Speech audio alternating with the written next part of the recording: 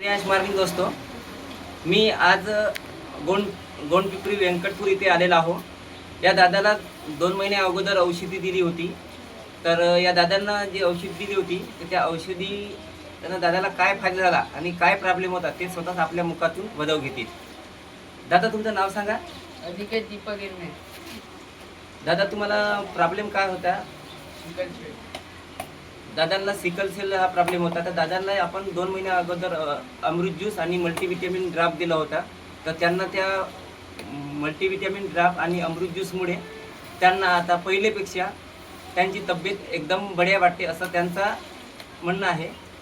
तर दादा, हे अमृत ज्यूस घेतलं तुम्हाला तब्येत एकदम व्यवस्थित आराम आहे। आणि परत दादा, तुम्हाला पुन्हा कानाचा काहीतरी त्रास होता? कानाचा आता नाही होत आहे। दादांना कानाचा पण त्रास होता, कानामधून त्यांचा पस वाहल्यासारखा वास होता, ते पण त्यांचा या अमृत ज्यूस मुळे कमी झाला आहे। तर दादा, हे अमृत ज्यूस लोकांनी घ्यायचं की नाही घ्यायचं?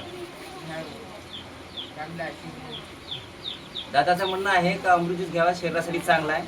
धन्यवाद।